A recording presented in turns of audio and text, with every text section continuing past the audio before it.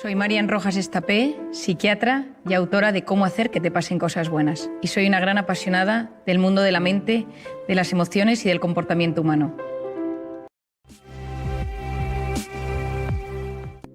Muchísimas gracias por tu amable y cariñosa presentación. Bueno, es una alegría estar hoy aquí, en CEDE, en Córdoba, en esta jornada tan especial, y acompañada de mi madre, Isabel Estapé, que es la importante, pero yo viniendo a hablar del cerebro. ¿Qué hace una psiquiatra hablando a directivos y a empresarios? A mí me gusta, soy hija y nieta de psiquiatra, investigar el comportamiento humano. Voy observando lo que va sucediendo en el mundo emocional, en el cambio en la población, e investigo qué subyace, qué va pasando, buscando las bases humanistas, biológicas, neurocientíficas del ser humano. Cuando uno se comprende, se siente aliviado. Y el problema que nos sucede muchas veces es que como seres humanos nos van sucediendo cosas, vamos sintiendo cosas, van surgiendo síntomas en nuestro cuerpo y no entendemos nada. Tengo 20 minutos para intentar explicaros cómo funciona nuestro cerebro y cómo funciona nuestro cerebro en este mundo digital tan apasionante. Y con esas ideas que os voy a dar, transmitiros unos tips, unos pequeños consejos para que el mundo digital saque lo mejor de nuestro cerebro y no lo peor de nuestro cerebro. Quizá alguno me haya escuchado en alguna ocasión y yo siempre hablo de una hormona, que es la hormona del cortisol. El cortisol es la hormona del estrés. Se activa en los momentos de amenaza, en los momentos de reto. Si uno va por la calle y le atracan, sube el cortisol. Si uno le llaman por teléfono y dice que su empresa se ha quebrado en bolsa, sube el cortisol. Si uno le llaman por teléfono y le avisan que su hijo ha tenido un accidente en el colegio, sube el cortisol. Esta hormona es clave en nuestra vida porque interactúa con todo el organismo. Es una hormona cíclica. Por las noches es baja y tiene que ser bajita para que yo duerma. A lo largo de la noche sube hasta las 8 de la mañana, que tiene su pico más alto. Lo interesante de esta hormona es que no solo se activa en los momentos de amenaza, sino también cuando yo me imagino un momento de amenaza. Es decir, mi mente y mi cuerpo no distinguen una amenaza real de una amenaza imaginaria. Ante algo físico real que me sucede, es decir, que me echen de mi trabajo, o ante algo imaginario, y si me echan de mi trabajo, se activa esta hormona. Y esto es un problema, porque el 90% de las cosas que nos preocupan nunca, jamás suceden. De hecho, es el 91,6%. Pero nuestra mente y nuestro cuerpo lo viven como si fuera real. Si pensamos en la pandemia, donde todos hemos tenido miedo, y el miedo cambia nuestro cerebro, nos intoxica de cortisol, todo nuestro organismo y nuestra mente se han transformado. Es decir, yo lo llamo la intoxicación de cortisol. Esta hormona toma las riendas de mi cuerpo y empieza a cambiar mi cuerpo y mi mente. Se me cae el pelo, me tiembla el párpado, tengo gases, me cambia el aparato intestinal, se me inflaman las articulaciones, me duele la espalda. Es decir, todo mi organismo responde a esta intoxicación de cortisol. Y por otra parte, a nivel psicológico, estoy irritable, tengo fallos de memoria, de repente me encuentro triste, duermo mal, despertares nocturnos, estoy inquieto por cosas. Y durante 5 años me he dedicado a investigar el cortisol, cómo bajar el cortisol, porque vivimos en una sociedad intoxicada de cortisol. Y la intoxicación de cortisol genera inflamación en el cerebro y en el organismo. Gastritis, gastroenteritis, amigdalitis. ¿Cuáles son las vías de escape? Y ahí es donde voy.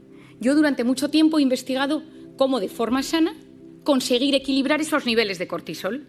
Pero nos dimos cuenta, y muchos neurocientíficos a nivel mundial nos hemos dado cuenta, que la pantalla nos alivia. Y esto es clave. Lo que sucede en la pantalla son gratificaciones instantáneas. Yo quiero algo y lo tengo, y lo siento. El cofundador de Facebook, Tim Parker, reconoció en un evento médico en Filadelfia hace unos años: creamos Facebook para generar adictos. Nos dimos cuenta de la vulnerabilidad del ser humano, de cómo el ser humano necesita sentirse querido, el ser humano necesita sentirse reconocido, porque nada mueve más al ser humano que alguien te quiera o que crea en ti.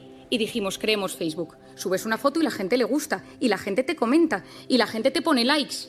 Pero ¿qué hemos descubierto? Que hay una hormona que subyace en el comportamiento de las pantallas. Y hoy estoy hablando de la pantalla, en esta primera parte, la pantalla como redes sociales, videojuegos, Instagram, noticias, mails, WhatsApp.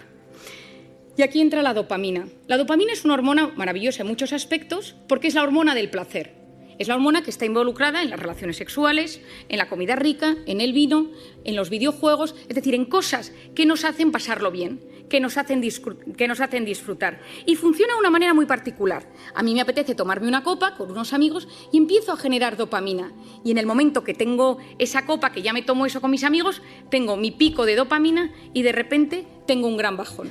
¿A quién no le ha sucedido que tiene un momento muy bueno en algo y de repente tiene ese bajón después? El alcohol, la cocaína, las drogas, los videojuegos, las redes sociales, la pornografía.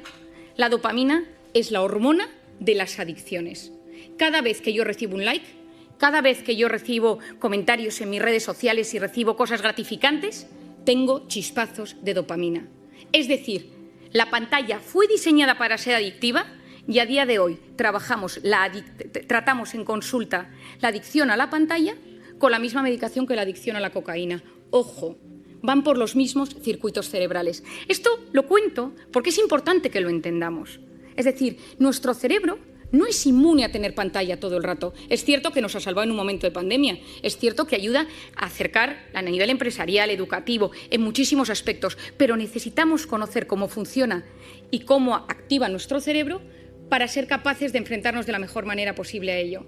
¿Qué ha hecho la pantalla? Que nos hemos convertido en drogodependientes emocionales, adictos a experiencias vibrantes, porque siempre llega algo en la pantalla. Yo activo la pantalla, yo actualizo la pantalla. Si uno de vosotros se levanta una mañana y no hay nada en el WhatsApp, uno reinicia el teléfono, porque que nadie te haya escrito nada en el teléfono significa que algo ha sucedido, y lo siguiente que sucede es que te metes en Internet a ver si es que se ha caído WhatsApp a nivel mundial.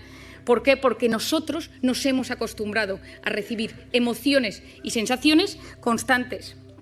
Las empresas se dieron cuenta de esto.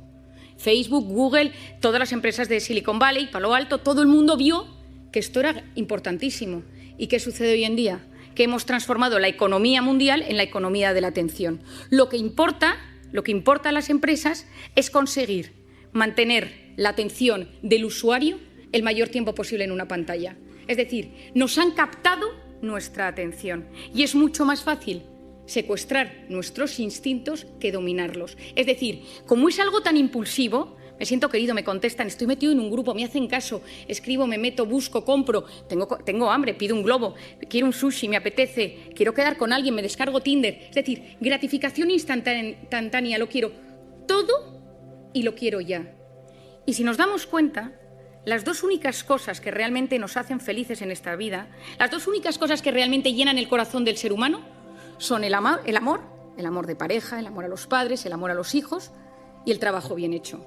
Y ni el amor ni el trabajo son a base de gratificación instantánea. Son todo lo contrario. Pospongo recompensa, paciencia, esperar a no recibir todo el rato lo que busco y lo que quiero. Tiempo, tiempo, tiempo. Y hoy en día no sabemos esperar.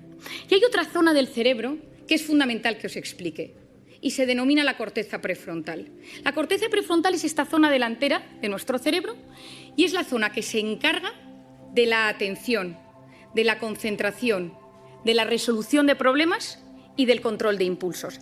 Nada, es la que se encarga de que seamos seres superiores.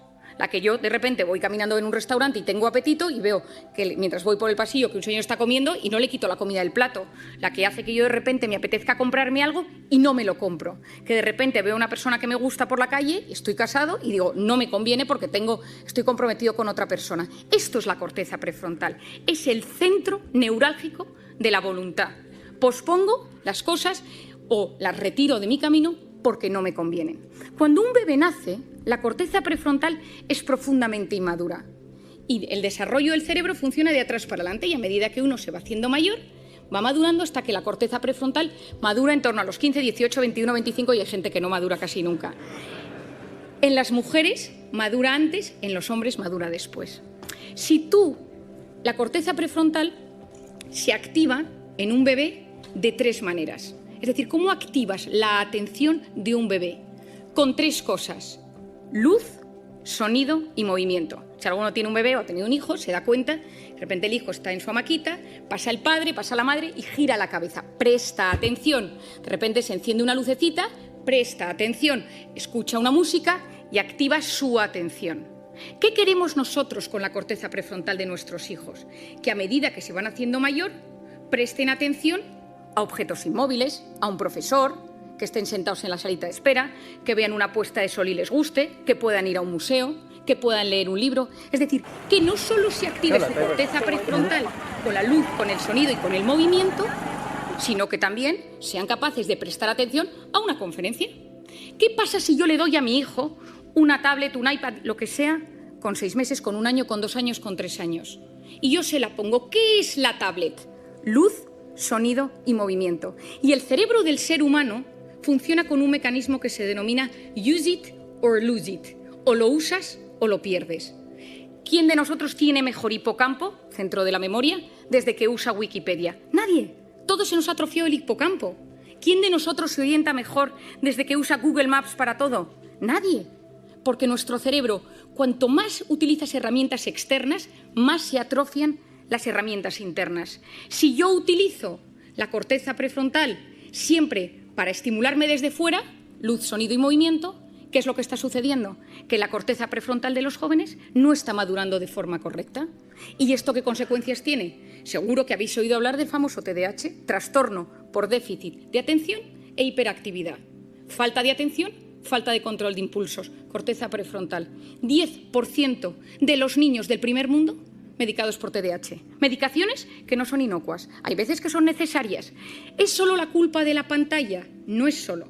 Pero la pantalla no está ayudando. ¿Por qué? Porque si yo quiero ayudar a que se desarrolle bien mi corteza prefrontal, necesito posponer el uso de la pantalla en los niños.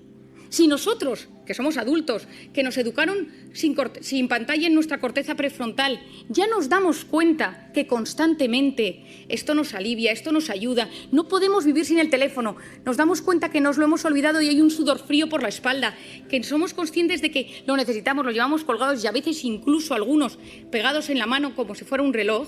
Imaginemos en niños que tienen su corteza prefrontal en plena fase de maduración. Y necesitamos niños con criterio, necesitamos chicos que sean capaces de saber discernir el bien del mal, de buscar la información. Estamos enamorados de la superficialidad porque no somos capaces de profundizar. El otro día le compré a mi hijo mayor un libro de los 5, que yo supongo que aquí todo el mundo lo ha leído, y me quedé horrorizada. El libro ha cambiado, ya no hay textos descriptivos, solo son una especie de dibujos con textos de aventuras, y le pregunté, escribía a la editorial y me dijeron, es que nos hemos adaptado a los nuevos tiempos y a la capacidad de lectura que tienen los niños hoy en día. Me quedé preocupadísima. Es decir, no somos ni siquiera capaces de leer. Antes leíamos una novela, la leíamos 2 horas y al día siguiente la retomábamos y nos acordábamos de los personajes. Ahora, durante el tiempo que estamos leyendo, nuestra cabeza está conectada a la pantalla y esto es dopamina y corteza prefrontal. Necesitamos potenciar la corteza prefrontal del ser humano del siglo XXI. ¿Significa que tengo que coger mi teléfono y tirarlo a la basura? Por supuesto que no. Significa que soy yo quien domino el dispositivo y no el dispositivo el que me domina a mí. Es decir, cada vez que yo cojo el teléfono, que se enciende la pantalla, algo está pasando en mi cerebro. ¿Y cuándo cogemos el teléfono? Fuera del plano profesional. ¿Cuándo utilizamos el teléfono? En 2 momentos. Cuando uno está aburrido o cuando uno está estresado. Uno está escuchando una charla, está escuchándome hoy, está de repente, ¿quién no le ha pasado en estas múltiples entrevistas o sesiones por Zoom eternas? Y que uno se da cuenta que no es capaz de seguir el hilo de la conversación y su cerebro le pide el teléfono. ¿Por qué? Porque me estoy aburriendo, me estoy poniendo nervioso porque no me entero bien. Es decir, nuestro cerebro, ante el aburrimiento o ante el estrés, nos pide pantalla. Si esto lo hacemos también con los niños y con los jóvenes, ¿qué sucede? Que no estás dejando a los niños aburrirse y el aburrimiento es la cuna del asombro y de la creatividad. Nadie ha descubierto nada grande en un momento de hiperestimulación, en un momento ajetreado. Unos vieron caer una manzana de un árbol, otros paseaban por los jardines de Atenas. Es decir, si tú quieres crear algo, si tú quieres que te pasen cosas buenas, necesitas ser capaz de frenar el círculo de la hiperestimulación. Y te tienes que empezar a aburrir, porque cuando tú te aburres o dejas que tu hijo se aburra, pasan cosas en el cerebro. Si tú no sabes gestionar el estrés y cada vez que te enfadas con tu marido, con tu mujer, y fijémonos, coges el teléfono, tu hijo te pone de los nervios, coges el teléfono, has tenido un problema con tu jefe, coges el teléfono, porque te alivia, porque fue diseñado para aliviar. Y conocemos los mecanismos que subyacen al tema, pero entonces ya no sé gestionar la ansiedad. Y ojo, quien no sabe gestionar sus emociones en el siglo XXI lo pasa muy mal. Y si me vuelvo al campo de los niños y si me vuelvo al campo de los jóvenes, el que no sabe gestionar estos problemas acaba con problemas de tolerancia a la frustración. Yo siempre digo que darle a un niño un teléfono es como ponerle un minibar en su cuarto. Es decirle, oye, que cada vez que te encuentres mal puedes tomarte un chupito. ¿Por qué? Porque el cerebro se siente aliviado ante esa carga de estrés. Tenemos que conocer cómo funciona la pantalla, tenemos que conocer cómo funciona el cerebro para entender que es algo bueno, que las pantallas traen cosas muy positivas, pero que tengo que ser yo quien domine el dispositivo y él no a mí. Hay un documental que se llama The Social Dilemma, hecho por Netflix, que os recomiendo. Está Tristan Harris detrás de ello, que es lo que denominan en Estados Unidos, le llaman the closest thing Silicon Valley has to conscience, lo más cercano que tiene Silicon Valley a la conciencia, porque él ha abierto la posibilidad de que haya comités de ética en las grandes empresas tecnológicas para hablar de estos asuntos, porque es la primera vez en la historia que los hijos son menos inteligentes que sus padres. Y me refiero a inteligencia, capacidad de buscar, capacidad de discernir, encontrar dentro de toda la información y saber encontrar lo importante. Estamos en la era del exceso de información y de la falta de formación. Y encima estamos generando una sociedad que no sabe buscar lo correcto, porque ante el estímulo tu cerebro no te permite frenar, no te permite el silencio. Por lo tanto, tenemos mucho. Estamos hiperestimulados, nos llegan demasiadas cosas y hay un fracaso en la gestión de la abundancia de lo que nos llega. No sabemos gestionarlo. ¿Qué creo que es lo importante? ¿Qué ideas os daría? La primera de todas, que yo la he recomendado en todas partes, en mis conferencias, en mis libros, a todo el mundo, quitar las notificaciones de la pantalla. Porque las pantallas, cada vez que nos llega algo, que puede ser un grupo del colegio de mi hijo, puede ser un grupo de amigos del tenis de los sábados, es decir, son cosas que hacen pequeñas activaciones de la corteza prefrontal que a la larga me la debilitan. Y que recordemos esto, necesitamos una sociedad con una buena corteza prefrontal. Potenciar esa corteza prefrontal posponiendo la recompensa. Me apetece meterme ahora a ver si me ha escrito alguien por WhatsApp. No lo hago. Me apetece pedirme esta comida ahora. No lo hago. Me voy a meter en Amazon y me voy a comprar esto para que me llegue mañana. No lo hago. Yo pospongo la recompensa. Mi padre, que es un gran sabio de la voluntad, siempre ha dicho, una persona con voluntad llega más lejos que una persona inteligente. Por otro lado, esculpir nuestra atención. ¿A qué quiero prestar atención? Las cosas buenas de la vida suceden en la vida real, porque la vida virtual va a base de gratificaciones instantáneas. Volvamos a conectar con la vida real. En plena pandemia, sí, en plena pandemia tengamos que conectar. Durante tiempo nos han dicho, no saludes, no sonrías, no te acerques, no abraces. Y ahora yo lo que digo es, tomemos tiempo para preguntarle a la gente cómo está de cara. Sonriamos a las personas. Volvamos a generar esa conexión humana que es absolutamente clave. Y no quiero terminar sin hablaros de una cosa que para mí, y a pesar de que sé que es un ámbito que os va a sorprender, es fundamental. Os he contado que yo llevo varios años investigando el cortisol y siempre investigo las hormonas y la dopamina, la del placer, la serotonina, la felicidad, la oxitocina, la hormona del parto y de la lactancia. Y hace 2 años me sucedió una anécdota. Acababa de nacer mi tercer hijo, yo tengo 4 niños, y acababa de nacer mi tercer hijo y yo estaba en plena lactancia y estaba de baja maternal. Y me llamaron del hospital y me dijeron que estaban presentando un nuevo fármaco en Madrid y me acerqué con mi coche, yo tengo un Golf muy viejo que tiene muchos años, que está medio rayado, al centro de Madrid. Me puse mona, me subí a mi tacón y me acerqué, esto ahora os explico por qué os doy este dato, y entonces yo iba en el coche y dejé el coche aparcado en la planta -3 de un parking infernal en el centro de Madrid. Subí al hotel, estuve en la presentación, pero ya me tocaba volver a dar de comer al pequeño y volví al parking. Y cuando iba andando por el parking, veo que un tipo con mala pinta me sigue. Y entonces empiezo a ver que me sigue, empiezo a andar y digo, ay, que me está subiendo el cortisol. Soy muy consciente de mis cosas y empecé a notar que me angustiaba y que empezaba a no poder respirar y de repente, al lado de mi coche rojo, viejo, rayado, había un cochazo y entonces me dijo, dame las llaves. Y le dije, no, que mi coche es el rojo viejo, que este no es mi coche. Y entonces, en vez de darle las llaves, el móvil, la cartera, todo, me subí al coche, bajé el pestillo y arranqué. No podía respirar, me dio un ataque de pánico y encima era plenamente consciente. Taquipnea, taquicardia, no puedo pensar, corteza prefrontal, se me duerme la mano. Y me conocía todos los síntomas, pero no era capaz de relajarme. Arranqué, salí corriendo del parking y cuando subía por la Castellana, llamé a mi marido casi sin poder hablar, me han atracado por la calle, ¿y no qué? Y entonces, y tal, y mi marido, ¿pero te han secuestrado? No, y me dio encima que se agobia, ¿no? Y yo, no, voy a casa, Y llegué a casa, subí corriendo y la persona que estaba cuidando del bebé me dio al bebé literalmente en brazos. Y entonces yo, corriendo, me lo puse al pecho para que pudiera comer y entró mi marido en la habitación. ¿Pero qué te ha pasado? Y yo, con una calma sorprendente, le empecé a explicar, no, es que estaba en el parking y un tío con mala pinta. Y me dice, Mario, ¿te has tomado algo? ¿Cómo te has relajado? Y digo, tienes toda la razón. Digo, este pico de cortisol tarda 6 horas en bajar. Digo, no es cómo soy capaz. Y de repente me quedé mirando al bebé y dije, ¿y si la oxitocina de la lactancia bajara el cortisol? Y esta me puse nerviosa. Me metí en internet, me puse a buscar y efectivamente, si estimulamos la oxitocina, bajamos el cortisol. Y entonces me he dedicado estos 2 años a investigar la oxitocina. Como no nos podemos poner a lactar, todos los que estamos aquí, he buscado todas las maneras que existe para que podamos generar oxitocina.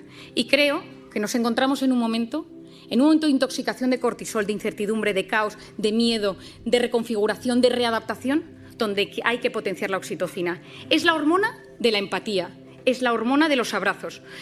Lo que funciona son 8 segundos. Yo a la gente la tengo un poco cortada porque la abrazo 8 segundos, que la gente lleva 2 años sin abrazarse, y al tercer segundo le digo, relájate que quedan 5. Abrazos de 8 segundos bajan los niveles de cortisol. Mirar a alguien a los ojos y escucharle sin teléfono delante.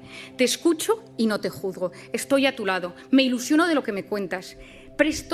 Dedico tiempo a hacerte feliz. Esto es la oxitocina, es la hormona de los vínculos, es la hormona de lo que yo llamo las personas vitamina.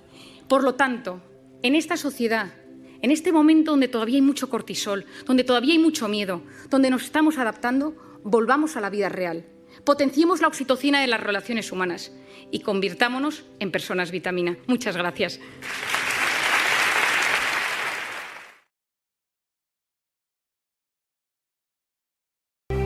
La motivación es la energía que surge en nuestra mente cuando queremos alcanzar una meta o un propósito, ¿no? Y entonces, pues está relacionado con muchos aspectos. Está el sistema de recompensa del cerebro, está relacionado con la capacidad de mantener un enfoque y una orientación hacia lo que nos proponemos, y difiere mucho de unas personas a otras. Pues depende mucho de nuestra historia, de nuestra educación, de cómo nos han educado en voluntad, de cuánta recompensa necesitamos para activar ese mecanismo de la motivación, lo que se denomina el umbral de la motivación. Y detrás de cada cosa que nosotros hacemos hay una motivación de fondo que nos impulsa a realizarla. Y ahí radica ese circuito de recompensas que a veces está mal visto porque también es el centro, curiosamente, de las adicciones, pero también es el centro del placer. Es decir, que tú piensas en que quieres hacer algo y te motiva. De repente tú empiezas a estudiar medicina, sabes que son 6 años de medicina, luego el MIR, 4 años o 5 años de especialidad, pero tú vas sintiendo un cierto placer a medida que vas aprobando las asignaturas, que vas empezando a hacer las prácticas, que vas aprendiendo, ¿no? La motivación es un mecanismo que nos aporta placer, pero existen 2 tipos, el externo y el interno. La motivación extrínseca es cuando el estímulo viene de fuera. Por ejemplo, tú haces un informe perfecto para que tu jefe esté contento. Tú haces un regalo para que esa persona esté muy contenta y eso te motiva, ¿no? Te portas bien, un niño que se porta bien, porque sabe que va a tener un premio si se porta bien. Esa motivación extrínseca tiene cosas muy buenas, pero llega un momento que haces las cosas por los demás y no por ti mismo. Y la motivación intrínseca, pues la persona lo hace, por ejemplo, para definir mejor su identidad, para mejorar su salud. El claro ejemplo, ¿no? Quieres dejar de fumar. Y entonces dices, motivación intrínseca. Puedes dejar de fumar porque tu marido, tu mujer, tu pareja, tu novio te dice o dejas de fumar o corto contigo la relación, motivación extrínseca, o porque tú de repente te das cuenta que es necesario para tu salud. Y entonces empiezas a investigar qué es el cáncer de pulmón y todas las cosas que conocemos. Y entonces esa motivación arranca desde el interior. Las motivaciones extrínsecas suelen ser muy a corto plazo. Eso te digo. ¿Cuál es la diferencia de motivación? Quiero decir, ¿funcionan las dos con la misma eficacia?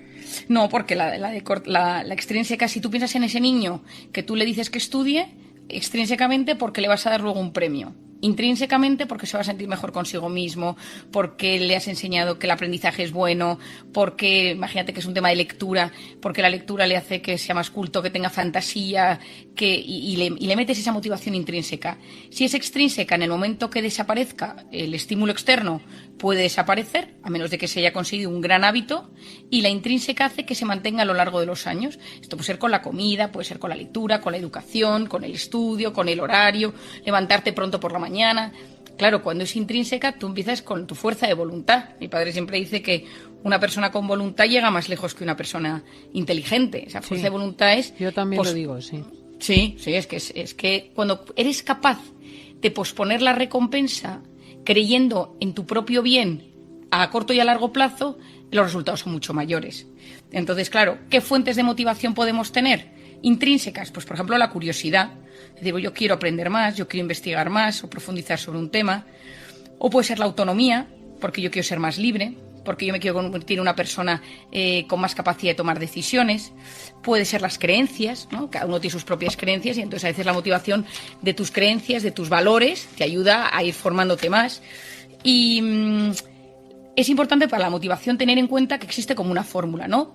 Tú estás lo suficientemente motivado cuando percibes que tus beneficios, es decir, las consecuencias, son más altos que el coste de la conducta. Por ejemplo, pereza, dinero, pues todas esas cosas que conocemos. El gimnasio, ¿no? O sea, es decir, ese momento a principio de año, donde todo el mundo se levanta el 1 y dice, este año dejo de fumar, empiezo a ir al gimnasio, como bien, recupero estas amistades, y al día 3 de enero ha desaparecido todo, ¿no? Es decir, esas motivaciones un poco surrealistas. Por eso es importante tener una meta a largo plazo y pequeños objetivos a corto plazo. Si tú necesitas perder 30 kilos o 20 kilos, si tú pones en tu cabeza la cifra de 20 kilos, es imposible. Si tú dices 1 kilo a la semana, tu cerebro va sintiendo que eso es mucho más alcanzable y cada semana que va pasando, ese sistema de recompensa se siente gratificado y te da la energía para la siguiente semana. Cuando yo pienso mucho en las oposiciones, ¿no? Yo tengo una familia, mi madre que es notario y mi marido también, pues son personas que han estudiado muchísimos años para una recompensa que puede o no puede llegar, porque claro, nadie te lo asegura. Pero tú, si te levantas cada mañana pensando en que te quedan 3 años para el examen, pero si tú te levantas cada mañana sabiendo que ese estudio de ese día te ayuda a acercarte a tu meta, tú eres capaz de potenciar esa motivación intrínseca. ¿Qué pasa? Que cuando uno no tiene motivación, procrastina. ¿Qué es procrastinar? Y seguro que esto algún oyente, a mí misma me ha pasado, ha sucedido. Es decir, dejas las cosas para otro momento. Sabes lo que tienes que hacer, pero de repente haces lo contrario. Yo tengo que ponerme a ordenar mi habitación, pero de repente te ves cocinando algo. Tengo que ir a pagar este tema. Esa cosa del cerebro. Sí, es lo de la procrastinación. Alguna vez que he hablado de ello, la gente me escribe como diciendo, uy, esto soy yo, ¿no? El cerebro, cuando no tiene las motivaciones suficientes o está acostumbrado a ser un poco perezoso, procrastina. Y la procrastinación para el cerebro es dañina a otro nivel, porque no eres capaz de enfocarte bien en lo que tienes que hacer, dejándolo siempre pues tengo que hacer este informe, y de repente sabes, lo tienes delante, pero te pones a hacer otras cosas. Yo me acuerdo cuando estudiaba el MIR y vivía en Oviedo, vivía en un sitio muy chiquitín, y había días que había algunas materias, cada día tienes que estudiar una materia de medicina, y había algunas que se me daban peor o no me gustaban, y ese día entonces se me ocurría desatascar las tuberías, plantearme si el sistema de luz y bombilla era bueno para mi concentración. Oye, Mariani, por aprovechar el final, ¿cómo podemos potenciar la motivación interna? Porque digo yo que habrá un elemento genético, que habrá personas con más impulso que otras. Hay una parte genética, o sea, pero sobre todo educativa. Si de pequeño te han enseñado a posponer la recompensa, hay un estudio que recomiendo a los oyentes que si al terminar o esta tarde lo pueden ver, que es el estudio de la golosina, donde un psiquiatra le dio a los niños de 3, 4, 5 años una golosina y les dijo, si no os la coméis de aquí a 10 minutos, os doy 2. Y entonces hay un vídeo en YouTube que se puede ver perfectamente que se llama The Marshmallow Test, que los niños, los que no se tomaron la golosina, los siguió durante 30 años y a los que también se lo tomaron. Y vio que los que tenían fuerza de voluntad, es decir, los que eran capaces de decir esto vale por algo, esto lo consigo, tenían menos problemas de drogas, mejor sueldo, mejor salud a largo plazo. Por lo tanto, tips para mantener esta motivación. Que los objetivos se conviertan en maneras de aprender. No solo para conseguir el éxito. Es decir, si quiero dejar de fumar, en vez de decirte, mañana dejo de fumar de golpe, pues decir, oye, me voy a informar, por qué es malo fumar, cómo afecta a mi salud. Luego, no ver la meta como una amenaza. Por ejemplo, el que se pone a dieta y que de repente el chocolate, ¿no? Y entonces, si ves el chocolate como una amenaza, vives en alerta y entonces tienes que decir, a ver, el chocolate no me conviene porque, y todos lo sabemos, ¿no? Yo que soy una loca del chocolate, pues estudiar por qué no es bueno el chocolate en una dieta o las patatas fritas o la cerveza, ¿no? Es decir, investigarlo. El tercero enfocarme en cómo lo hago y no en por qué lo hago, y no en por qué lo hago. A veces hay que decir, vale, yo esto lo estoy haciendo, ya no, porque a veces el largo plazo, la meta es tan lejos, que tenemos que ir diciendo, esto pequeñito me está consiguiendo tener un hábito de vida, tener una vida más ordenada, que la motivación intrínseca potencia zonas de mi cerebro como la corteza prefrontal, que es la que nos ayuda a pensar, que es la que nos ayuda a ser más inteligentes, la que nos ayuda a filtrar la información. Y luego, cuando queremos tirar la toalla, porque siempre pasa, en cualquier cosa que nos proponemos a largo plazo, acordémonos, Cristina, de ponernos propósitos muy chiquitines. Si estudio medicina... Poquito a poco, como ha dicho Marian.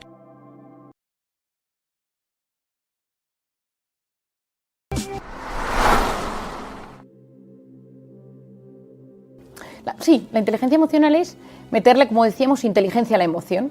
Es decir, empatizo, me pongo en el lugar del otro, intento gestionar mis emociones de la mejor manera posible. Es decir, si de repente voy por la calle y un tío me insulta, intentar entender y frenar y decir, vale, este tipo algo le pasa, no es contra mí, tal, en vez de dejarme llevar automáticamente por el impulso. Es decir, doy un punto a la cabeza antes de dejar todo mi mundo emocional o mi impulsividad. Y entonces esto es clave, enseñar inteligencia emocional a los niños y luego intentar ponernos en el lugar de la otra persona. Es decir, a mí me parece clave ahora mismo, que existe tantísimo odio en redes sociales muchas veces, que está todo tan polarizado. La inteligencia emocional, la oxitocina, se activa cuando tú ves la cara de otra persona. El hemisferio derecho y tu hemisferio derecho se comunican porque yo veo tus rasgos, tu cara, me fijo en tu mirada, veo tu composición, veo el tono de tu voz. Y esto todo, en la forma inconsciente, se van canalizando esos dos hemisferios derechos. Esto se origina desde que la madre coge a su bebé en brazos y empieza el apego, los dos hemisferios se empiezan y todo eso genera conexiones neuronales y ayuda a que ese niño se desarrolle de la mejor manera posible. La mejor educación para el mundo del siglo XXI, el mundo online, viene de una educación sin pantallas, de un mundo offline. Si tú educas a los niños naturaleza, deporte, te miro a los ojos, me estás hablando y te miro a los ojos. Tú no puedes estar hablando de un niño que esté jugando a las maquinitas. Tú no puedes tener a tu hijo en el restaurante porque no sé, para que esté quieto y puedas hablar con los mayores con una pantalla. ¿Por qué? Porque tú le dices a él que cuando está aburrido o cuando está estresado, te estoy dando un mecanismo rápido de vía de escape. Es como si tú a tu hijo de adolescente le dices, te pongo un minibar en casa. Cada vez que te notes mal, tómate un chupito, una cerveza o algo, no te preocupes. Pues la pantalla tiene un efecto parecido. Le estás diciendo, ante el estrés y el aburrimiento, coge el teléfono. ¿Qué estás diciendo a tu hijo? No sabes aburrirte, el aburrimiento es la cuna del asombro, no sabes gestionar el estrés. Y quien no sabe gestionar el estrés es un fracasado en el siglo XXI, ojo, porque te vas a acabar enfermando. Va a haber un momento disruptivo, va a haber un momento de dureza, porque claro, al final no quieres que tu hija sea el raro de clase, no quieres que tu hijo sea el que todos miran raro porque no está metido en ese mundo digital, videojuegos, pantallas, Instagram, lo que sea. Pero cuanto más él sea consciente y tú le hayas explicado y él haya visto en ti, no podemos pretender que nuestros hijos hagan cosas que nosotros no hacemos. Los hijos odian que sus padres estén todo el día enganchados al teléfono, lo odian. Pero los padres siguen haciendo lo mismo. Claro. Entonces, si tú enseñas a tu hijo y le dices, yo ahora no lo voy a tener porque sé que te molesta y voy a quitarme el teléfono de aquí, tú a tu hijo le estás enseñando que a pesar de que eso gusta, tú ahora delante de él no lo tienes. Si tú estás hablando con él y estás con el teléfono, le estás diciendo a tu hijo, no eres lo suficientemente importante para mí. Y él sabe que eso que tienes en las manos tiene que tener un poder enorme para que lo que él te esté contando no sea prioritario. Y pocas cosas generan más oxitocina en esta vida que estar delante de alguien y hacerle sentir especial.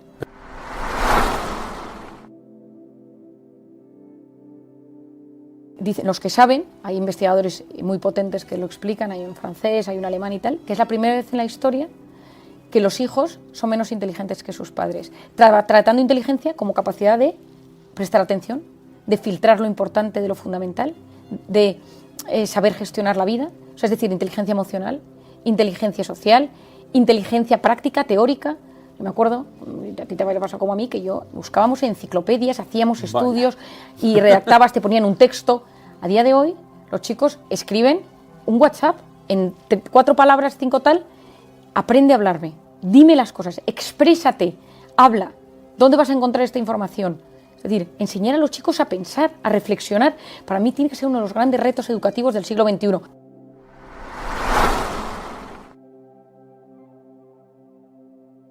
Bueno, yo siempre he tenido una gran inclinación a ayudar. O sea, siempre desde pequeña me ha encantado. De hecho, probablemente parte de mi gran sufrimiento a día de hoy es que no puedo ayudar con todo lo que está pasando, tanto como me gustaría, pero claro, tienes 4 niños, al final hay un pico de trabajo, porque la gente, las secuelas del COVID, pero yo siempre he tenido muchísima inclinación a la ayuda. Y cuando termino mi carrera de medicina, una amiga me dice, Marian, vente conmigo a Camboya a sacar niños del basurero de Phnom Penh, un basurero de los peores del mundo, pues en un país pobre, el basurero de un país pobre, te imagínate, niños de 3, 4, 5, 6, 7 años, recogen lo poco que encuentran y lo venden. Y entonces, para poder ayudar, intenté leer todo lo que hubiera escrito sobre la psicología de los asiáticos, la psicología pues, la historia de Vietnam, la historia de Camboya, los Khmeres rojos, Pol Pot, porque cuando entiendes la historia de un país, eres mucho más capaz de ayudar a las personas que allí están. Y allí descubrí a una señora maravillosa, Somal Imam, que había sido premio Príncipe de Asturias. La historia es muy larga, pero el caso es que acabé encontrándomela en Camboya y me fui a trabajar con ella. Y entré en los prostíbulos, entré en los karaokes, me fui a vivir a su casa y descubrí el mundo terrible de la prostitución. Pero ¿qué pasa? Que ayudé, comparado con lo que habría que ayudar, ayudé poquísimo, pero ayudé. Empecé a investigar el trauma, empecé a investigar el mundo sexual, qué pasa con las primeras relaciones sexuales en el cerebro de las personas, cuando algo es deseado y no es deseado, cuándo estamos preparados, qué pasa con la infancia, cómo hay que tratar a los niños y cómo hay que demostrarles cariño, cómo ayudas a superar heridas del pasado tan duras como una niña cuya padre o madre la han vendido a un prostíbulo porque no tienen con qué dar de comer al resto de los hijos y esta es la más guapa y la llevan a un prostíbulo. Es decir, te lanzas a una realidad durísima, que gracias a Dios no vivimos todos los días, pero a veces en los extremos entiendes cosas para luego poder ayudar en el día a día. ¿Cómo buscas tú la oxitocina? ¿Qué haces en tu tiempo libre? ¿Qué te gusta hacer? ¿Qué te pone de oxitocina hasta arriba? Bueno, mi marido y mis hijos, total. O sea, yo salgo de casa, salgo de la consulta, hago un switch, llego a casa, meto el teléfono dentro del bolso y mi familia. Es decir, mi marido, mis 4 niños, son 4 chicos, pues juego a los Playmobil, a los coches, a los tractores, a las retroexcavadoras. Tengo un conocimiento de 4 ruedas que nunca imaginé que tuviera un conocimiento igual. Les cuento cuentos, les cuento muchos cuentos. Ellos quieren jugar al fútbol, saltar, correr, a veces me los saco a la calle, dependiendo del invierno no tanto. Y luego mi padre, mis padres y mis hermanas. O sea, es decir, hacemos mucho plan de fin de semana familiar, vamos al campo y a mí eso me da la vida. Es decir, desconectar de Madrid, irnos al campo y ahí viene toda mi oxitocina. Al final es que es un resumen, ¿no? Como la canción de Las simples cosas, ¿no? Que cantaba Chabela Vargas. Las dejamos pasar, pero esas simples cosas, que son la familia, son los amigos, es lo que nos da la felicidad. Pero yo creo, Zapata, que cada uno tiene que encontrar su punto de oxitocina. Yo consigo todos los días eso y frenar y meterme en mi mundo interior, en meditar. Yo soy una persona que medito, que rezo, que pienso, es decir, salir del bullizo momentáneamente y decir ¡bum! Y de repente conectas con cosas, con personas, con recuerdos, con cosas que te hacen crecer por dentro y que te recargan las pilas, porque si no, no hay forma de volver al día siguiente a ayudar.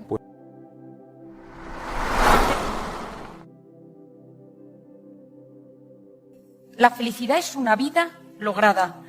La felicidad no es lo que nos pasa, sino cómo interpretamos lo que nos pasa. Depende de la interpretación de la realidad.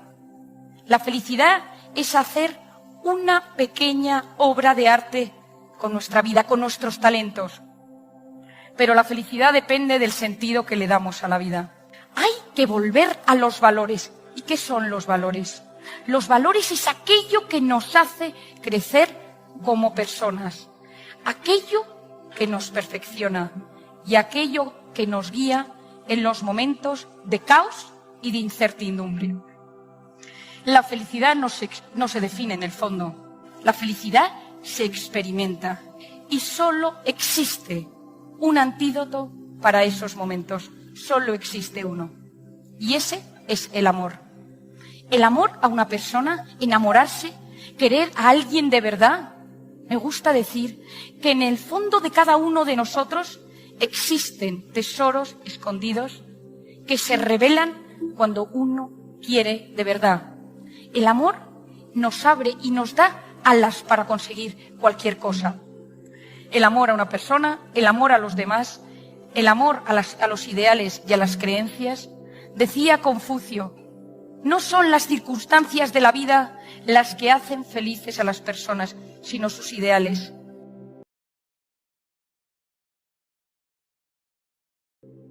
una de las ideas que yo más he repetido a lo largo de mi libro, de mis vídeos, de mis conferencias, de mis artículos, y que alguno quizá os suene, es que cada vez que yo tengo un pensamiento, ese pensamiento tiene un impacto directo en mis células, en mis genes, en mi organismo, en mi mente. Es decir, el que yo piense sobre algo en negativo tiene el mismo impacto que cuando eso me sucede en la realidad.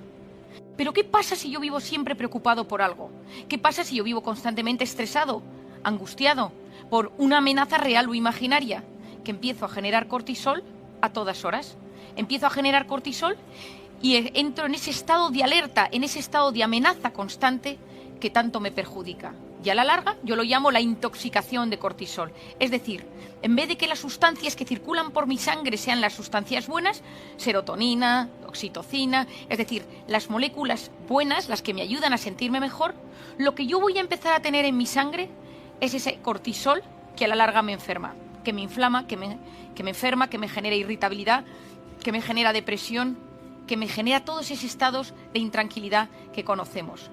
Y hoy en día, cuando yo explico esto a mis pacientes, yo intento que mis pacientes, la realidad, ayudarles a interpretar la realidad de la mejor manera posible. Según cómo interpretamos la vida, eso determina la calidad de nuestra vida. Hoy quiero que os vayáis con pocas ideas, pero con muy claras. Y la primera es, nosotros podemos conseguir que las cosas sucedan, solo con querer que sucedan. Si nosotros queremos que algo pase, puede pasar. Todos nosotros recibimos constantemente varios millones de bits de información, pero nuestro cerebro solo capta, solo se queda, solo le interesa aquello que nos importa. Y el ejemplo que todos entendemos, mujer embarazada que va por la calle y empieza a ver carritos de bebé y dice, anda, qué curioso, un boom de natalidad en mi barrio. No es que haya un boom de natalidad en tu barrio, es que ahora este tema te interesa y entonces lo empiezas a ver. Yo cuando me quedé embarazada iba por la calle y solo veía mujeres embarazadas. Y pensé, toda mi zona, todo mi barrio, todas las mujeres se han quedado embarazadas a la vez que yo. Cuando yo di a luz y paseaba a mi hijo por el parque, solo veía cochecitos y parques. Ya no había mujeres embarazadas en mi barrio. Hace unos meses tuve un esguince en el pie, iba a la pata coja, iba con una especie de muleta. Solo había gente con muletas en mi barrio. Llegué incluso a pensar que me copiaban y hacían todo lo que yo quería. Todos vosotros habéis descubierto que si algo os interesa o estáis preocupados por algo, de repente todo a vuestro alrededor gira en torno a eso. Esa palabra, todo el mundo está hablando de ese tema. ¿Por qué sucede eso? Porque cuando queremos prestar atención a un tema, se activa una zona del cerebro que se llama el sistema reticular activador ascendente, no os quedéis con el nombre por favor, el cual hace que nosotros podamos fijarnos y prestar atención en aquello que nos preocupa o que nos interesa. Por lo tanto, nosotros podemos hacer que las cosas pasen porque nuestro cerebro se activa para poder prestar más atención y captar eso que estamos buscando. Y eso es con el optimismo. Porque una persona optimista activa zonas cerebrales que se lo permiten. Os voy a contar una anécdota relacionada con esto. Yo soy absolutamente fan de Chayanne. Me encanta. La canción de Torero ha impulsado grandes momentos en mi vida. Y ayer estaba en el hotel en el DF, estaba desayunando con alguien y me dice, oye, por cierto, ¿sabes que está Chayanne allí? Digo, es que claro, es que no podía ser de otra forma. Porque cuando uno quiere que algo pase, puede pasar. Y siempre que quiero encontrarme con alguien, me lo encuentro. Porque la gente dice que tengo suerte, no es verdad. No es cuestión de suerte, es que siempre estoy abierta a que me pasen cosas. Por eso se dice que lo que el corazón desea de verdad, la mente se lo acaba mostrando. No significa que por querer algo con fuerza vaya a suceder. Significa que si quiero algo con fuerza, mi cerebro va a hacer todo lo posible por encontrar cosas en el entorno que tengan que ver con eso para cumplir mis sueños. Si yo tengo mi sistema reticular en negativo o apagado, da igual lo que me pase porque no lo voy a ver. Y esto, yo insisto mucho, y en el libro que publiqué hace 2 años, hoy hace 2 años, cómo hacer que te pasen cosas buenas, uno de los mensajes más importantes era, al 90% de la gente que no le pasan cosas buenas es porque no sabe lo que quiere que le pase. Y su cerebro no se lo muestra. Es decir, si tú quieres que algo bueno te suceda, estudia, prepárate. Yo he investigado mucho como psiquiatra la suerte, porque tengo pacientes que escucho y digo, pero qué suerte tienen, qué bien les va todo. Y hay gente que escucho su vida y digo, qué drama, no es posible. Y hace unos años empecé a investigar la suerte. Hay una frase de Séneca que me encanta que dice: la suerte es donde confluyen la preparación y la oportunidad. Hay que prepararse, hay que saber, hay que estudiar, porque el que se prepara, el que estudia, el que visualiza lo que quiere, es capaz de percibir mucho mejor las oportunidades. Y esto es una de las ideas más importantes con las que quiero que os quedéis hoy. La felicidad y el optimismo es una garantía de salud para la vida. Hoy en día se ha demostrado que las personas que son capaces de mirar la vida desde un punto de vista más optimista, y si esa interpretación es optimista y es alegre, cambiamos nuestros genes. Esto es el nuevo concepto que se denomina epigenética, es decir, nuestras experiencias, nuestra manera de enfrentarnos a la vida, cambia nuestros genes. Hablar de felicidad es hablar del sentido que le damos a la vida. Lo que más me gusta es hablar de la felicidad, porque todos aquí hemos venido porque queremos ser felices. La felicidad no es hacer lo que uno quiere, sino querer lo que uno hace. Hablamos de una vida lograda. La felicidad no se da en la posada, como decía Cervantes, sino al borde del camino. Es una manera de vivir. No es solo yo quiero ser feliz, es cómo yo decido cada día aceptar las circunstancias que me rodean. La felicidad tiene mucho que ver con la manera en que nos expresamos y con el lenguaje, porque hay palabras que evocan emociones, palabras que evocan imágenes, que evocan emociones y sensaciones corporales. Pero hay 3 palabras que tocan el corazón del hombre. Por favor, gracias y perdón. Por favor, porque abre las puertas a la otra persona. Gracias, porque el agradecimiento es la memoria del corazón. Y el perdón, que para mí es la clave hoy en día para superar cualquier trauma del pasado. La felicidad no es lo mismo que el bienestar. Hace unos años hicieron un estudio en Estados Unidos y quisieron describir exactamente qué era la felicidad. Y vieron que la felicidad tenía que ver con el bienestar, pero no, porque el bienestar es más subjetivo, el bienestar colma los sentidos, mientras que la felicidad colma el corazón. Es distinto.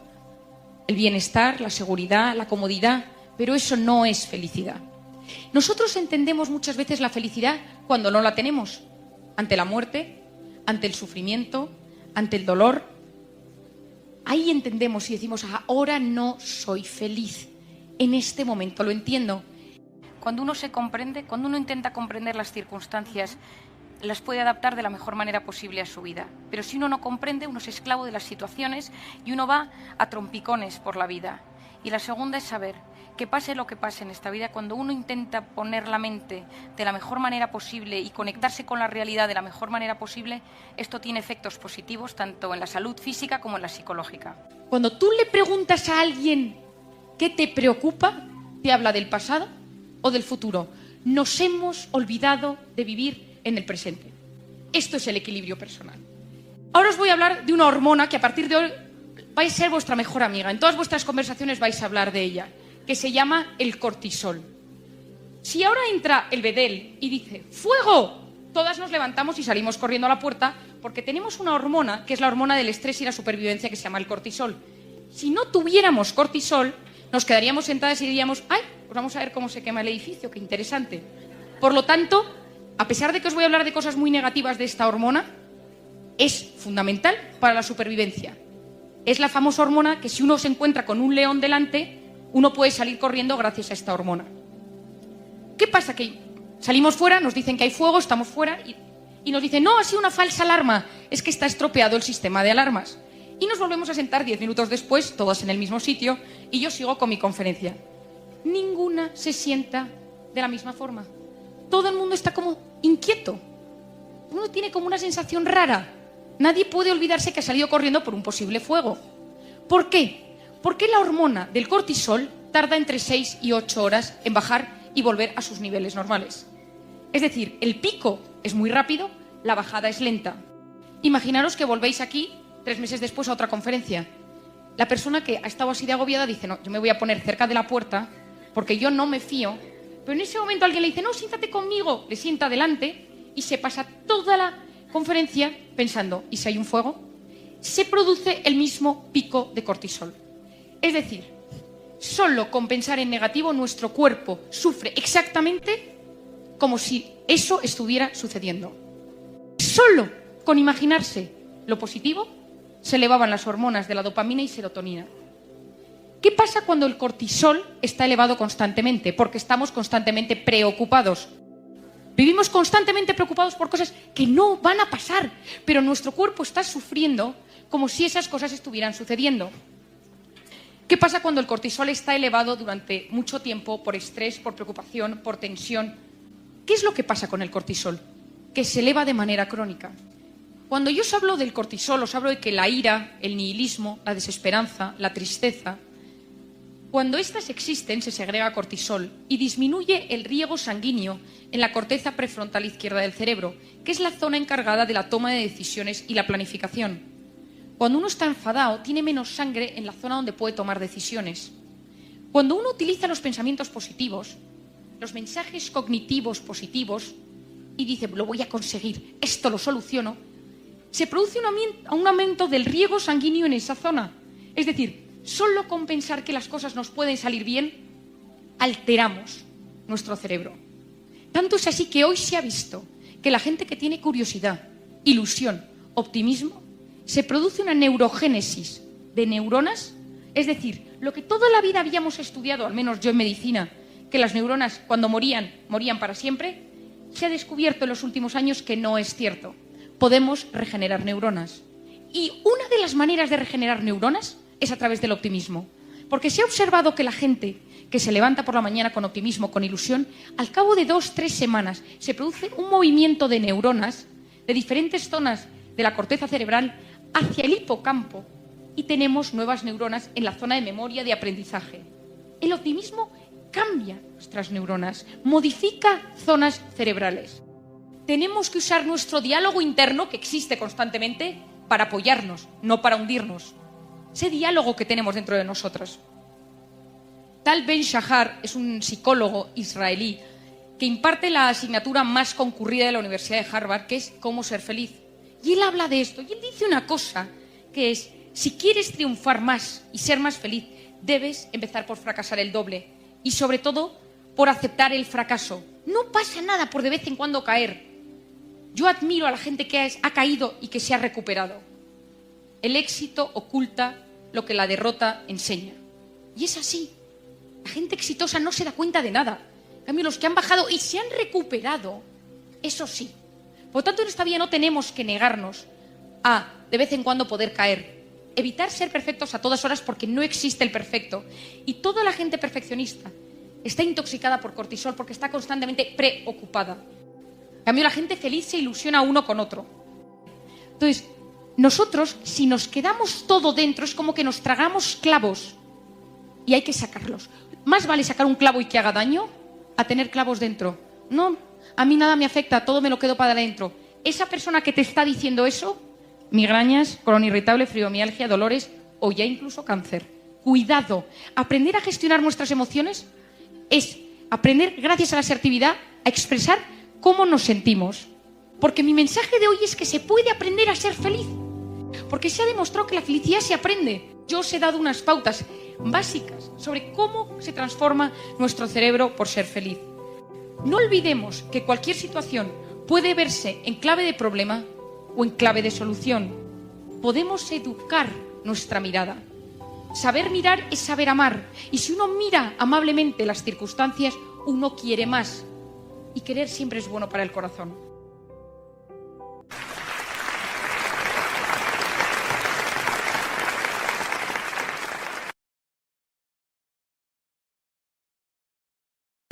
Que ahora que parece que doblamos el cabo de la pandemia en esta sexta ola, puede que nos venga estupendo. Es que necesitamos abrazos, ¿verdad? Bueno, yo creo que esto ha sido un tema que quizá algún oyente durante esta Navidad haya leído, ha oído hablar de esto que yo estoy hablando tanto ahora, que es de los abrazos y de la oxitocina, ¿no? Fue el origen de Encuentra tu persona vitamina, cuando de repente descubrí, que yo lógicamente no descubrí nada, pero cuando yo me doy cuenta de que la oxitocina es una hormona que va a transformar mi organismo y mi mundo emocional, y es una cosa que he intentado transmitir en estos últimos meses. La oxitocina es la hormona que se segrega en el parto y en la lactancia, pero lo que se vio, y lo hemos hablado tú y yo quizá aquí ya en alguna ocasión, es que es una hormona que nos genera muchísimo bienestar cuando la estimulamos y baja el cortisol. Es que esto es clave, para mí es la clave. Entonces, uno de los mecanismos para poder estimular esta oxitocina, teniendo en cuenta que la lactancia no está al alcance de todo el mundo, es el abrazo.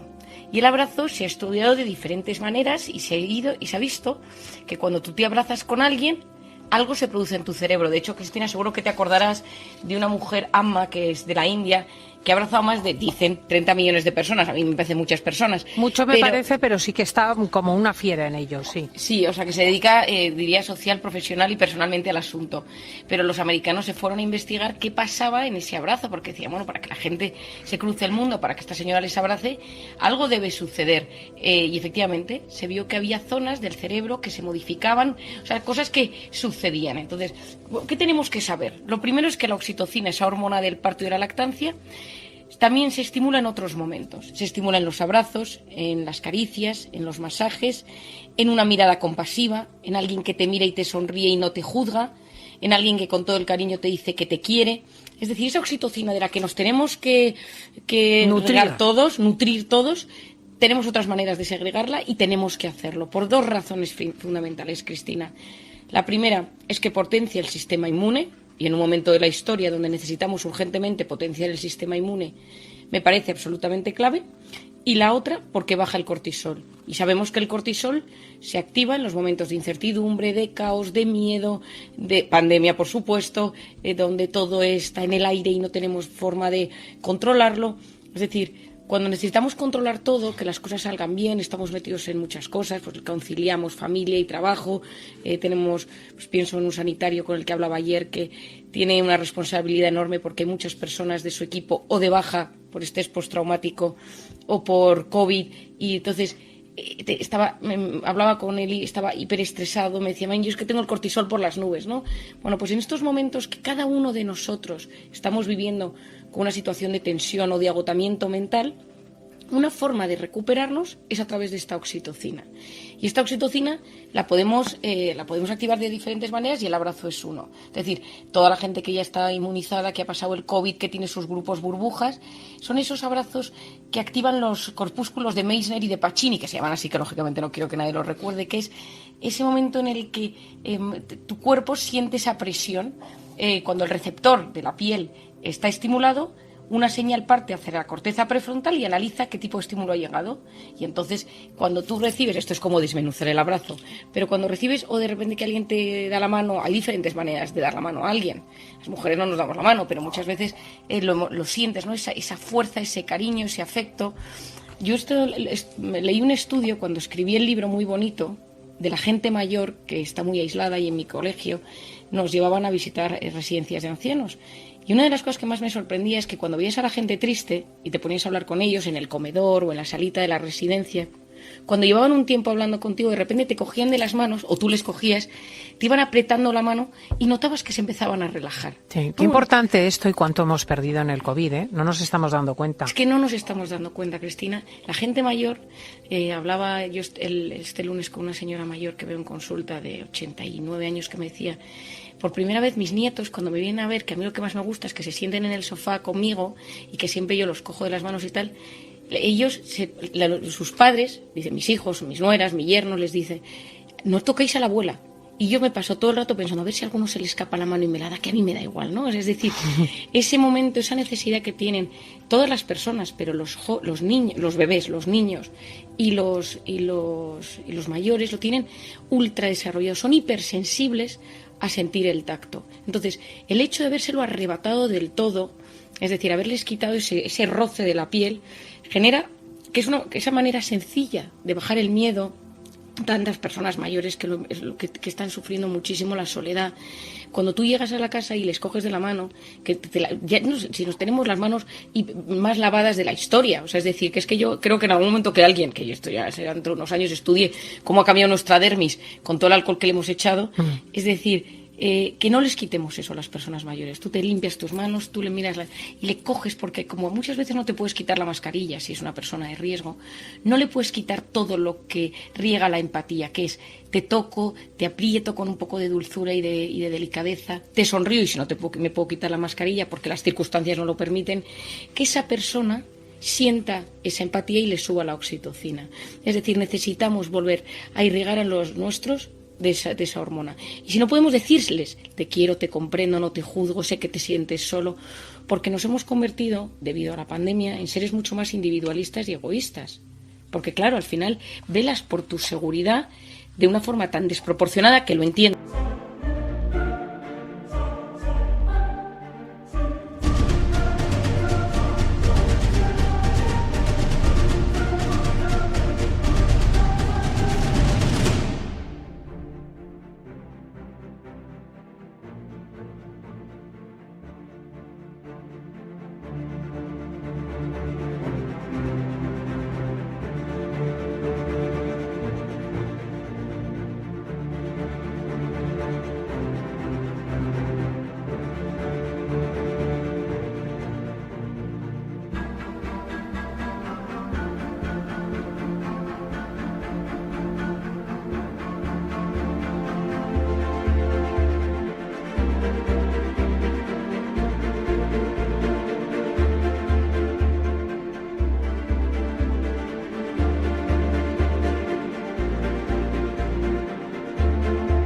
O sea, quiero decir, no digo que esté mal. Sí, claro, o sea, el valor más alto es la vida. Fíjate ahora en Antonio Resines, que por fin parece que ha salido de la UCI, ¿no?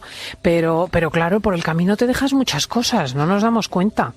Y que los niños, por ejemplo, me decía el otro día una profesora de guardería, me decía, los niños les cuesta mucho ahora prestar sus juguetes, nos cuesta explicar lo que es prestar, porque hay algo dentro de ellos que en su casa les dicen, en el parque no prestes, no toques. Tú sabes que los parques de niños son un lugar de toda la vida, de virus, bacterias, microorganismos y todo tipo de hongos que se puede uno imaginar, ¿no? Entonces, claro, ahora como vas en ese estado de alerta, perdemos un componente que no es solamente neutro, sino que tiene una serie de consecuencias vitales para la vida. Mira, para que tú entiendas cómo funciona todo este tema de la oxitocina y lo maravilloso que es, hay un estudio muy bonito que se hizo en Estados Unidos hace unos años para entender por qué de repente hay soldados que pues se sacrifican y dan su vida para salvar a un compañero, ¿no? Intentaron ver qué pasaba. Entonces, claro, como se consideran hermanos de armas, hermanos de guerra, hermanos de batallas, ya tu oxitocina genera tal empatía que el miedo está eliminado por la oxitocina y entonces tú das tu vida, tú entregas tu vida. Cuando tú quieres mucho a alguien, dejas de pensar en ti mismo, a veces te exageras, pero te estoy hablando en el mejor de los sentidos, y piensas en los demás. Esa empatía, que el otro día hablábamos de ella, Cristina, y muchísima gente me ha preguntado al respecto, Marian, ¿y cómo se trabaja? Hay que tener en cuenta que cuando tú tienes miedo, tú no tienes empatía. Y he contado muchas veces la anécdota durante la pandemia, paseando yo con mis 4 enanos, pero literalmente enanos, o sea, de tamaños minúsculos por la calle, y un día con la bolsa de la compra, los 4 niños, y la gente gritándome, diciéndome que solo se podía salir con 3 a la calle. Sí, no, y luego la agresividad con la que se agreden unos a otros para decirse, póngase usted la mascarilla, o compórtese de esa manera. Bueno, dígalo usted con un poquito de contención, porque es que estamos desarrollando unos modos inadecuados. Es que el miedo, Cristina, te hace perder toda la empatía. Y luego hay una cosa que me encantaría hablar, y si en otro día lo dedicamos más tiempo, Cris, que es el nervio vago, que muchos pacientes habrán oído hablar de él, que es un nervio que no es tan vago, que es absolutamente activo en nuestro organismo, que discurre desde casi la garganta de nuestro cuerpo hasta todo y riega el corazón, los intestinos. Y tiene una labor fundamental, está irrigado de receptores de oxitocina y cuando tú eres capaz de estimularlo, de repente te sientes mejor y entonces tu corazón late más despacio o de repente tienes mejor digestión. Hay tratamientos para estimular el nervio vago y seguro que a algún oyente le suena o ha accedido a ello. Bueno, pues que entendamos que toda esa parte del nervio vago, que también es maravillosa, que es cuando uno consigue conectar con su sistema nervioso y salir de ese estado de alerta, tiene que ver también con esta oxitocina. Es decir, cuando tú tocas a una persona, por ejemplo, yo tengo un hijo mío que cuando tiene miedo por las noches yo le toco la tripilla en un sitio que sé que está por ahí discurriendo el nervio vago y automáticamente en cuestión de segundos se relaja. Anda, voy a informarme de por dónde discurre el nervio vago y me lo voy yo a masajear y a masajear a los que quiero. Bueno, es que en el libro le dedico un capítulo entero al nervio vago porque en personas que, por ejemplo, tienen problemas de cólicos, en bebés con cólicos, hay osteópatas que tocan y estimulan y relajan. ¿En el libro Encuentra tu persona vitamina o en el otro? Encuentra tu persona vitamina.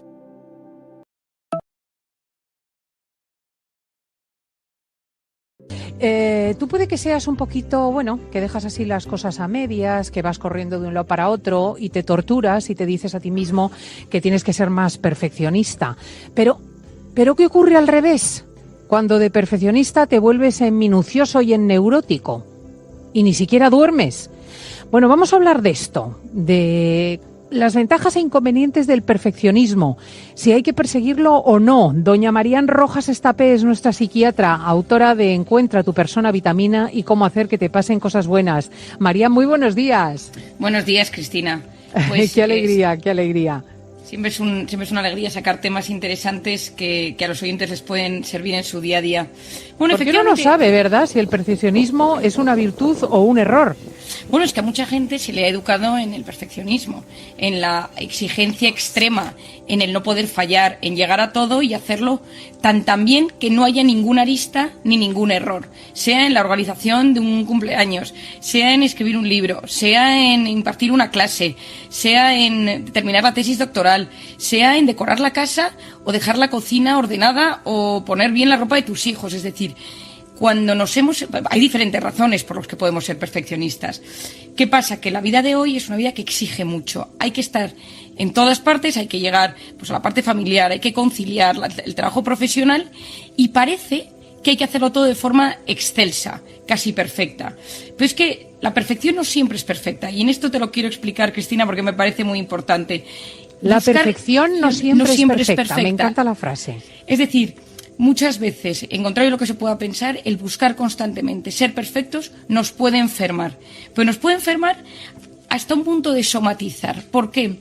Porque el perfeccionista, por definición, vive en modo alerta. No descansa, no relaja su mente.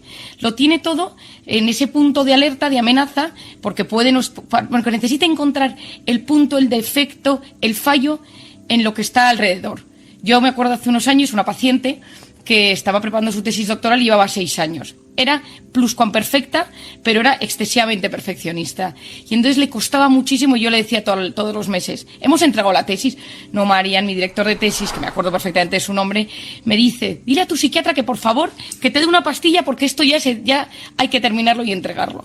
Pero ella era incapaz porque cada semana me decía, mira, Marían, ha aparecido un artículo nuevo, hay una actualización de este tema. Entonces yo le pedí la tesis para leerla yo, y lo que hice fue llevarla a mi encuadernador, me puse su nombre, tal, llamé al director de tesis, que le conocía y él sabía que yo existía, y le dije, vente para acá, vamos a hablar tú y yo. Y vino la paciente, y delante del director de tesis le dimos la tesis doctoral y decía, pero ¿y si hay algún fallo? Yo le dije, es que aquí te empiezas a curar. Es decir, si no, dentro de 20 años seguirás sin haber entregado la tesis doctoral. El perfeccionista es un gran segregador de cortisol y por lo tanto somatiza. Somatiza en forma de dolores de espalda, en problemas digestivos, en problemas de sueño, en temas de ansiedad, en tiroides, en problemas de piel, por ejemplo, en problemas de inflamación de piel, en temas de cefaleas o de migrañas, porque como tu organismo no se permite un descanso y no se permite un fallo, está constantemente sufriendo. ¿Y esto por qué puede ser? Porque claro, habrá gente que me diga, Marían, ¿y a qué se debe que yo sea perfeccionista? Porque yo me veo identificado con lo que dices, que ser perfeccionista es buscar que todo esté muy bien hecho y si no está así de bien hecho sufrimos. Hay una insatisfacción vital en nuestra vida constantemente. Lo primero es porque vengas de una familia de perfeccionistas, pues que tus padres hayan sido personas muy exitosas o gente muy autoritaria o personas que te exigían ese alto nivel de hacer las cosas bien. Tú te has criado en ese ambiente y por lo tanto tu voz interior, de la que hemos hablado aquí ya alguna ocasión y que yo explico bien en cómo hacer que te pasen cosas buenas, esa voz interior te está constantemente diciendo, no está lo suficientemente bien, podrías mejorar, podrías acabarlo mejor, podrías tenerlo mejor ordenado, esto podrías... Y tu cabeza, en vez de disfrutar lo que tienes delante, está pensando en la pequeña microarista que no hace que todo sea absolutamente 10. Y entonces te impide disfrutar de la vida. O sea, esto es una de las claves del perfeccionista, que organiza un evento y está más pendiente de lo que no ha salido bien, de lo que todo. Es que es un alto motivo de sufrimiento. Es decir, el perfeccionista que no es consciente de esto sufre muchísimo. Porque claro, es que nada es perfecto. La vida no tiene un grado de perfección. Nosotros tenemos que acostumbrarnos a que existe un derecho al fracaso. De hecho, el psicólogo más importante del mundo en temas de felicidad, que se llama Tal Ben-Shahar, que está en la Universidad de Harvard y da un máster sobre felicidad, toda su idea, el año que imparte esta asignatura sobre la felicidad, habla del derecho a equivocarse para poder ser felices. Y que en una sociedad que nos educa en que no podemos fallar, vivimos en un estado de insatisfacción constante. O sea, hay que aprender que a veces te equivocas y uno se tiene que perdonar o perdonar al de enfrente. Y aceptar, hacer un ejercicio de aceptación, que a veces, por mucho que lo lleves todo bastante controlado, pueden surgir factores internos o externos que te impidan que eso salga pues de esa manera que tú te habías ideado en tu mente sin ningún tipo de fallo. ¿Se puede relajar esto? Quiero decir, una persona que está así...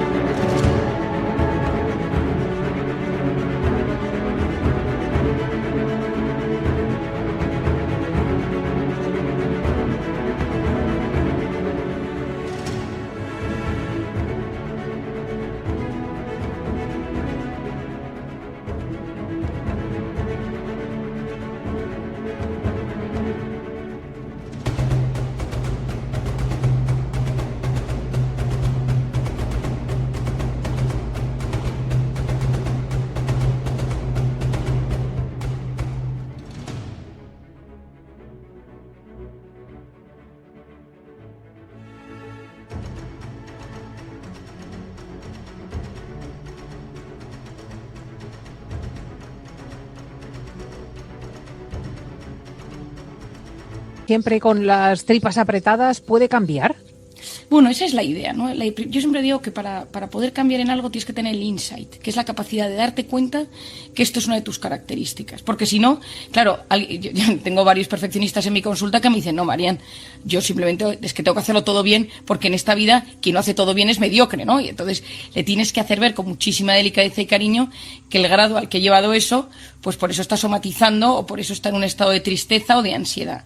Pero cuando esa persona se da cuenta que tiene un perfeccionismo en su mente, que vive en ese estado de alerta constante, que no se permite un fallo, podemos empezar a cambiar. Lo primero es buscar la causa de ese perfeccionismo. Te decía que una es la de los padres, pero otra puede ser porque tú has crecido en un ambiente en el que solo te daban elogios, solo recibías elogios cuando hacías las cosas bien. Y entonces, por la necesidad que tienes de sentirte querido, que es algo innato al ser humano, haces las cosas extremadamente bien por el cariño que recibes. Es un tema. Esto a veces en consulta hay que desactivar esos procesos que se han creado en nuestra mente. O todo lo contrario, porque como te humillaban de pequeño, te trataban mal o no te hacían caso y solo hacían caso pues a los que sacaban buenas notas, a los que eran buenos en deporte en el colegio, etcétera, buscas ese caso haciendo las cosas mejor porque tú tienes esa herida de la humillación.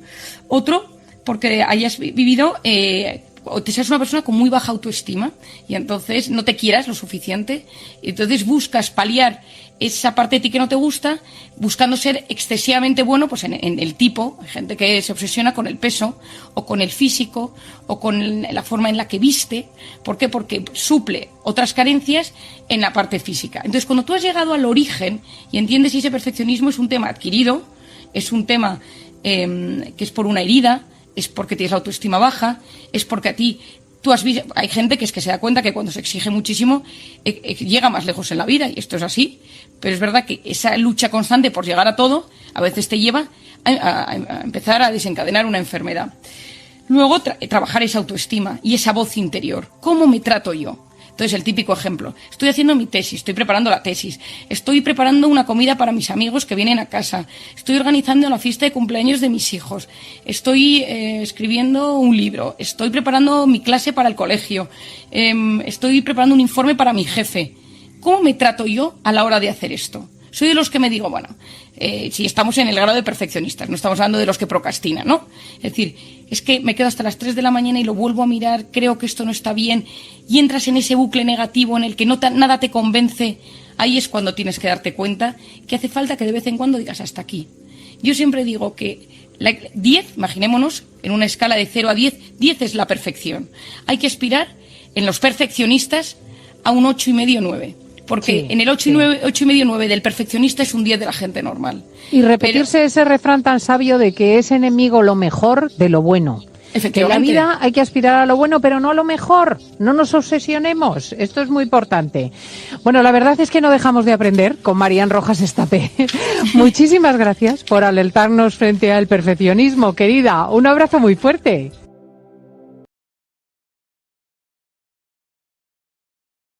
Existen personas que prefieren hacer las cosas mañana en lugar de hoy. Esto es un tema que de un modo o de otro todos compartimos. ¿Cuántas veces pues nos hemos quedado repanchingados en un sofá y en lugar de adelantar cosas pues hemos dicho hoy nos tomamos un respiro?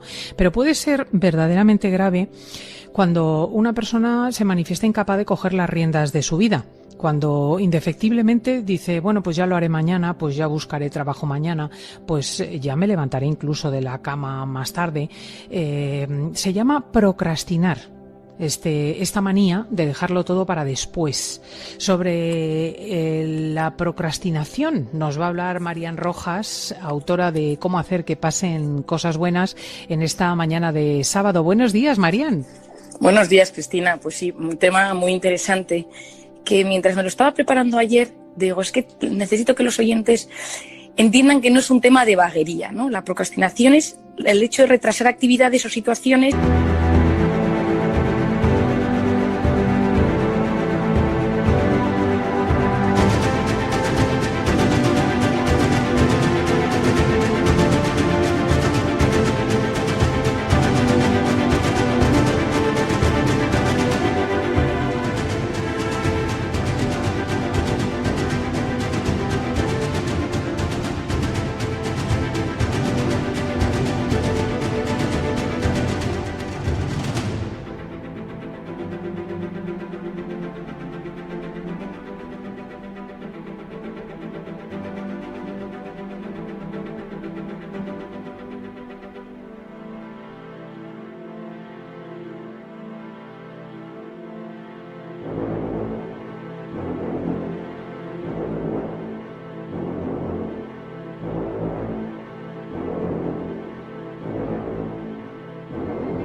Que tienes que atender en ese momento y la sustituyes por algo que es mucho menos importante o que es mucho menos relevante o que es para ti mucho más agradable.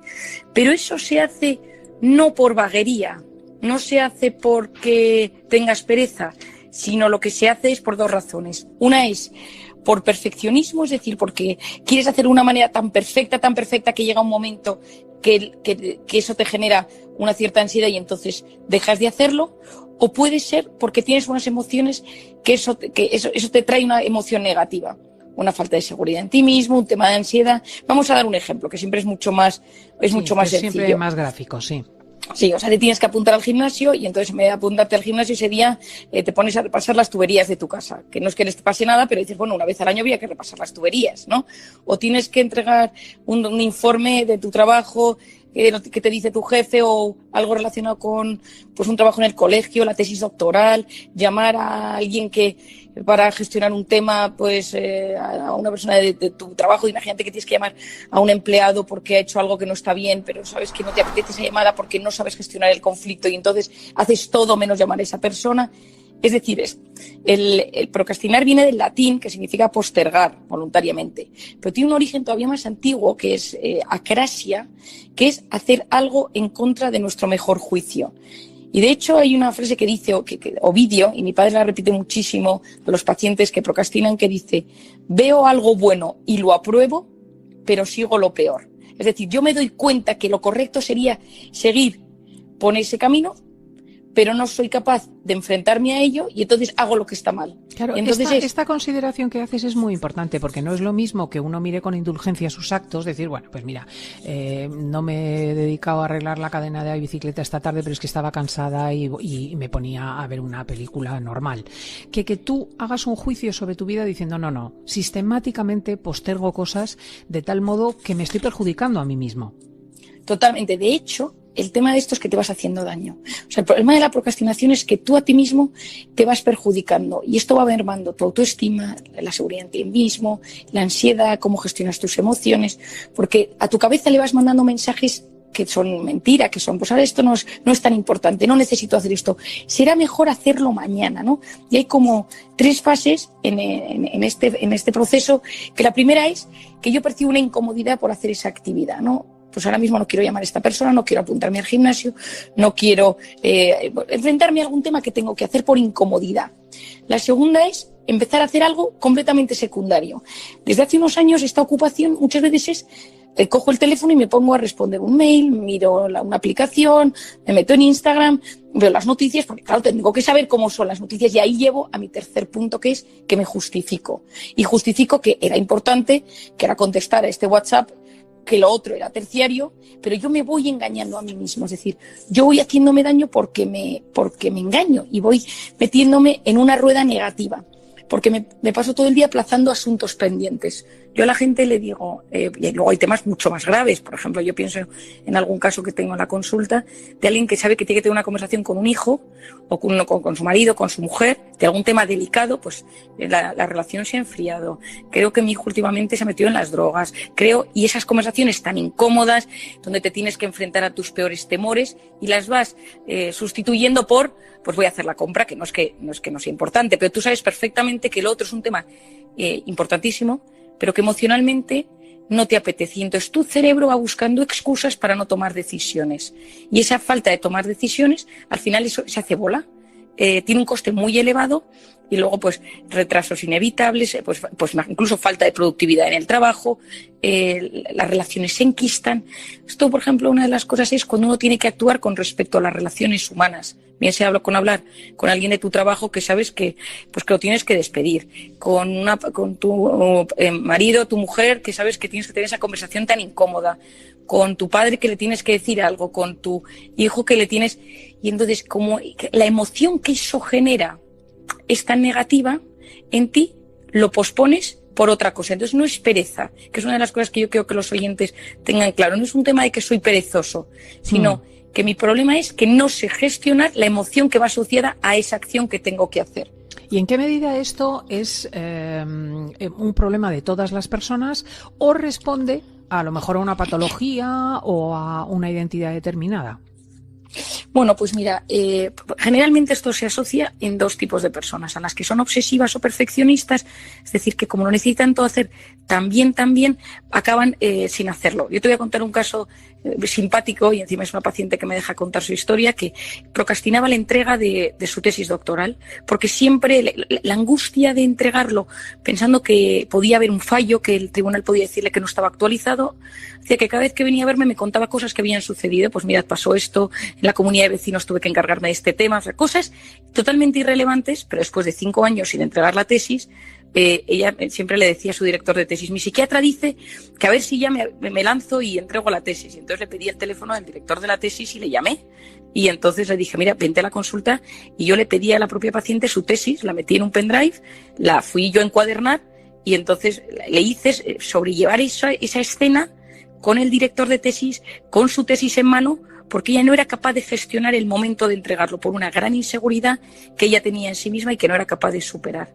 Es decir, esto es un tipo, los perfeccionistas. Y los segundos son... Los perfeccionistas, que uno pudiera decir, estas personas son irresponsables, son laxas, y al contrario, a lo mejor son unas cachoneuróticas que lo que buscan, claro, es la perfección y lo mejor. Entonces pospones, con lo bueno. Claro. Claro, a lo mejor está reñido con lo bueno. Es cierto que hay una parte de los perfeccionistas que ejecutan con mucha eficiencia, pero hay una parte del perfeccionista que queda en los detalles y entonces pierde mucho tiempo al final en llevar las cosas a cabo, porque nada nunca está a la altura de lo que quiere. Y entonces, ¿sería? Y el otro perfil sería la personalidad insegura, la personalidad miedosa, la persona ansiosa, es decir, que no eres capaz de enfrentarte a tus miedos y entonces los evitas. No eres capaz de enfrentarte a esa conversación incómoda, a verte en el gimnasio que tienes que ir todos los días porque te ves gorda y entonces no vas a ser capaz de ir todos los días, a esa dieta que tienes que empezar y no la empiezas. Y eso, mucha gente piensa que es un tema de pereza y muchas veces es un tema de miedo de gestión. Y como tú siempre me preguntas, Cristina, cómo gestionarlo y cómo aprender a gestionarlo. Nos quedan 3 minutos, vamos a ver qué hacemos para dejar de procrastinar. Lo primero es que, como yo siempre te digo, cuando uno se comprende y se entiende y se conoce, es capaz de gestionarlo mucho mejor. Entonces, decir, después de escuchar a Marian, ¿me pasa esto? ¿En qué ocasiones? ¿Cuál es mi lista de to-dos, de esas cosas gordas que tengo que hacer en esta vida? Gestionar el patrimonio de un tío segundo, abrir no sé, esas cosas que uno tal. Hacer esa lista y decir, ¿por qué no lo hago? Es decir, hacer mi pequeño diagnóstico. Lo segundo, dividir ese trabajo que se nos está haciendo bola, no en una cosa gorda, sino en pequeños temas. Es decir, en vez de decir, tengo que tener esa conversación tan complicada, la dieta, la tesis doctoral, ponerme pequeños objetivos. En vez de la gran meta, pequeños objetivos que me acercan. Así no le tengo tanto miedo, se va disminuyendo el miedo que me genera. Y lo tercero es evitar esas distracciones. Si yo tengo que hacer una cosa que sé que me cuesta, quita el teléfono, quita la nevera, quita la tele, quita esas excusas que te sueles poner para no hacerlo. Quitándote esas distracciones es más fácil que llegue un momento que te tengas que enfrentar a ello y lo hagas de forma eficiente. Pues es que me parece redonda la sección de hoy, cómo evitar el posponer indefinidamente las cosas. Marian, un verdadero honor tenerte en el programa. Marian Rojas, autora de Cómo hacer que te pasen cosas buenas, el bestseller. Muchísimas gracias. Gracias a ti, Cristina. Un súper abrazo.